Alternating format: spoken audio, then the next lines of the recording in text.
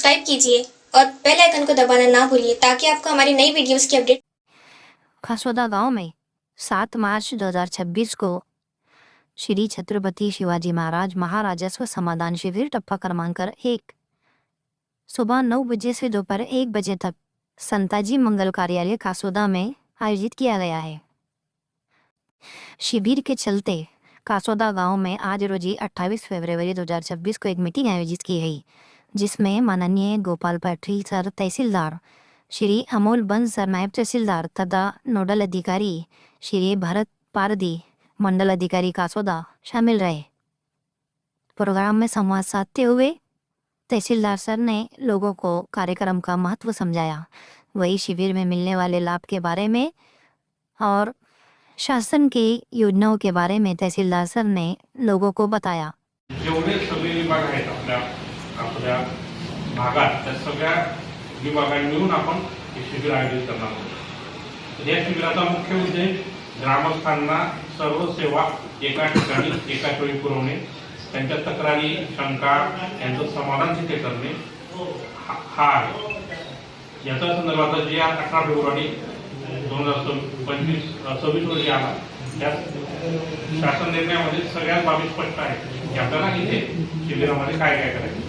आपल्याकडे बरेच जण शेतकरी आहेत, तर सगळ्यात महत्त्वाचा जो शेतकऱ्याशी निगडीत विषय आहे तो 7/12 तर आपण जो 7/12 जिवंत करणार आहोत। ऍक्च्युअली 7/12 जिवंत म्हणजे काय, तर जिथे काही खातेदार हे मयत झालेले असतील तर त्या मयत खातेदारांची नावं कमी करून आपण तिथे त्या 7/12वर त्यांच्या वारसांची नावं लावून देणार। त्याचबरोबर आपण 7/12मध्ये काही अनावश्यक नोंदी असतील, बेकायदेशीर व्यवहाराच्या नोंदी असतील, तुकड्याच्या नोंदी असतील किंवा अनावधानाने चुकून झालेल्या नोंदी असतील, त्या नोंदीचे पण आपण नोंदी शोधून त्या कमी करणार आहोत। हा 7/12 जो आहे त्याचं वाचन करणार आपण तिथे, त्या 7/12चं वाचन करून तो पूर्णपणे प्युअर शुद्ध कसा होईल यासाठी आपण तिथे प्रयत्न करणार आहोत। याचबरोबर शासनाने ज्या सुधारणा केलेल्या आहेत, आता आपण किंवा टीव्हीवर बऱ्यापैकी जाहिरातीमध्ये बघतात की महसूल विभागाने मागच्या 2-4 वर्षात काही क्रांतिकारक निर्णय घेतलेले, त्या क्रांतिकारक निर्णयांची माहिती आपल्याला देणं गरजेचं आहे। तर तो मग सगळ्यात महत्त्वाचा निर्णय कोणता आहे की आता येण्यासाठी सनदची गरज नाही। येणे करायला पहिले सनद लागत होती की नाही, आता येणे करायला आपल्याला सनद लागत नाही। आपण त्याचा लेआउट मंजूर करून जे स्थानिक प्राधिकरण असेल, म्हणजे उदाहरणार्थ ग्रामपंचायत असेल, नगरपालिका असेल, नगरपंचायत असेल, त्यांच्याकडून तो नकाशा मंजूर करून घेतला आणि त्याचा एक वन टाइम प्रीमियम भरला, अधिमूल्य भरलं, तर ते आपल्याला येणे करता येईल। पहिले कसं आपल्याला एनओसी आणा, सगळ्या गोष्टींची जुळवाजुळव करा, आदेश घ्या, अशी मोठी प्रोग्राम प्रोसेस होती। ही सगळी पद्धत आता शासनाने बंद केली आहे। आपल्याला आदेशाची गरज नाही, तर आपण बिना सनद देणे सुद्धा आता बिनशेती करत आहोत। आणि त्याच्या पुढे अजून एक सुधारणा केली शासनाने, आता आपले प्लॉट असतात, आपल्या प्लॉटचा आपण सारा भरतो, आपण अघोषित सारा, बरोबर आहे की प्रत्येक जण भरतो, तो दरवर्षी भरावा लागतो की नाही आपल्याला। पण आता शासनाने ते पण बदललं, आता आपल्याला दरवर्षी भरायचा नाही, आपल्याला एकचदा वन टाइम ओटीपी शब्द माहिती आहे, आपल्याला जसा ओटीपी येतो ना तसा आता याचा ओटीपी द्यायचा आहे, म्हणजे वन टाइम प्रीमियम। एकचदा पैसे भरायचे, आयुष्यभर त्याच्या कराची भरणा करायची गरज आपल्याला पडणार नाही। जेव्हा तुम्ही प्लॉट घेतलाय, ज्या वर्षी प्लॉट घेतलाय त्याच्या बाजार मूल्याप्रमाणे आणि तुमचं क्षेत्र किती आहे त्या क्षेत्रानुसार त्याच्यावर आपण प्रीमियम म्हणजे अधिमूल्य घेणार आणि ते आपल्याकडून एकदाच भरून, एकदा भरल्यानंतर आपल्याला परत प्रीमियम भरायची गरज नाही।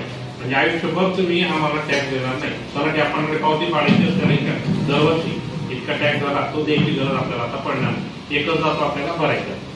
त्याची मुदत आता मार्चपासून सुरू झाली आहे, शासन निर्णयाला तशी आपल्याला ती आता वन टाइम आपल्याला प्रीमियम तो भरूनच घ्यायचा। नंतर पुढच्या सुधारणा काय केल्या शासनाने, तुकडेबंदीचा कायदा आहे, तुकडेबंदीच्या कायद्यामध्ये ज्या सुधारणा केल्या त्यांचे देखील आपण आता सगळ्या लाभार्थ्यांना त्या संदर्भातील लाभ देणार आहोत। नंतर शासनाने अजून एक मोठी योजना सुरू केली आहे, मुख्यमंत्री बळीराजा शेत पाणंद रस्ते योजना। ती योजना अशी आहे की त्याच्यात आपण जे शेतमालावरचे पाणंद रस्ते आहेत त्यांना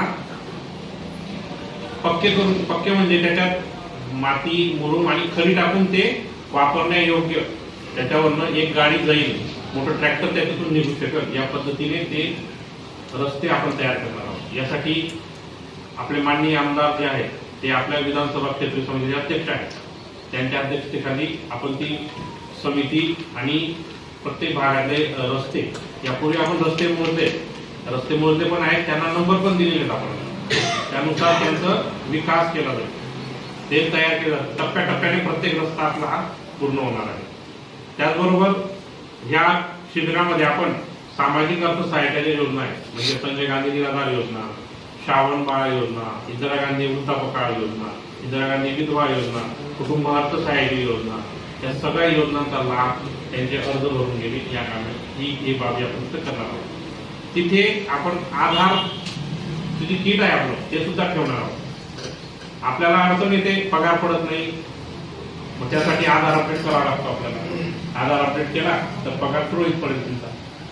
त्यासाठी आपल्याला इतर कामांसाठी पण आधार अपडेट करायचा असतो, तो देखील आपण तिथे करून देणार आहोत. आपले सेतू केंद्राचे संचालक मंडळी इथे आहेत, त्यांना पण मी विनंती करेन की त्यांनी त्यांचा स्टॉल पण तिथे लावायचा. सेतूच्या माध्यमातून काय करणार आपण, जे दाखले आपल्या सगळ्यांना लागतात, आपल्याला म्हणजे आपल्या मुलांना कोणता लागतो, उत्पन्नाचा दाखला लागतो, रहिवासाचा, डोमिसाईल नॅशनॅलिटी लागते, जातीचा दाखला लागतो, नॉन क्रिमिनल लागतं, हे सगळे दाखले आपण तिथे देणार. म्हणजे जर आपण 7 तारखेला दाखले द्यायचे तर आपल्याला आता अर्ज करावा लागेल. मग त्या अर्ज करण्यासाठी देखील की आपल्या सेतू जे मंडळी त्यांना सांगितलंय, त्यांनी याची बैठक घेतली मी आधी यापूर्वी. सेतूचे जे आपले कर्मचारी त्यांचे सगळे त्यांनी ते अर्ज भरून घ्यायचे, ते दाखले त्या प्रमाणपत्रांचं वाटप आपण त्या ठिकाणी करणार आहोत. म्हणजे एकूण शासनाचा उद्देश आहे की ज्या तक्रारी, शंका, ज्या अडचणी आपल्याला असतील त्यांचं समाधान आपण त्या शिबिराच्या माध्यमातून करणार आहोत. यासाठी आपण सगळ्यांना विनंती अशी राहील, कर्मचाऱ्यांना जर आहे सगळ्यांनी तिथे उपस्थित राहायचं, पण उपस्थित राहण्याबरोबर आपण मी जे आपल्याला सांगितलं त्या सुधारणाबद्दल मी आपल्याशी आता चर्चा केली. त्या सुधारणांबाबत आपण देखील गावात चर्चा करायची. आपल्या गावाची लोकसंख्या 46,000 जवळपास 45,000च्या वरच आहे, पण लोक आलेले 100, 50, 60. मग एवढं जर तुम्ही कव्हर करायचं असेल तर तुम्ही इतरांना सांगितलं पाहिजे. तुमच्या कोणाच्या अडचणी असतील, तुमच्या मित्राच्या, तुमच्या नातेवाईकांच्या, त्या अडचणी तिथे घेऊन या, त्यांचा आपण तिथं सोल्युशन काढू, त्यांना मार्ग देऊ. जे काही अडचण असतील ते आपण दूर करायचा प्रयत्न करू. त्या तक्रारी असतील, इतर विभागांच्या जरी असतील, त्या देखील आपण तिथे सोडवणार. सगळे अधिकारी आपल्याला तिथे उपलब्ध असतील. आपल्या अडचणी, आपल्या तक्रारी निवारण करण्यासाठी आपण तिथे सगळे आपण उपस्थित राहा. आणि माझी कळकळी विनंती अशी आहे की आपण सगळ्यांनी या योजनांबद्दल पण सांगावं. आता बघा, जे बिनशेतीचं मी सांगितलं, आपल्याला तुकडेबंदीचं सांगितलं, नंतर आपल्याला अधिकार अभिलेखांमध्ये दुरुस्त करून घ्यायचे. आता सातबाऱ्यामध्ये नाव चुकून जातं काही वेळेस ऑनलाईन करताना, ते पण आपण दुरुस्त करणार आहोत. म्हणजे ज्या ज्या अडचणी तुम्हाला सातबाऱ्याच्या संदर्भातल्या असतील, तुमच्या योजनांच्या संदर्भातल्या असतील, तर त्या देखील आपण रस्त्याच्या संदर्भातल्या असतील त्यावर चर्चा करणार आहोत. आणि या ठिकाणी मी असंही नमूद करू इच्छितो की घरकुलांना जिथे जमीन नाही, जागा नाही, त्यांना आपण पट्टे पण वाटप करणार. पण हा आपल्या गावाचा विषय नाहीये. टोळी आणि हनुमंतखेड या 2 गावांमध्ये आपण तशा पद्धतीचं नियोजन करणार आहोत. तर आपल्या सगळ्यांना माझी हीच विनंती आहे की आपण सगळ्यांनी या शिबिरात उपस्थित राहावं. 7 मार्चाला श्री संताजी दैविक मंगल कार्यालय येथे 9 ते 1च्या दरम्यान आपण हा कार्यक्रम ठेवणार. इथे सर्व अधिकारी येतील. आपण सगळ्यांची उपस्थिती आम्हाला आवश्यक आहे.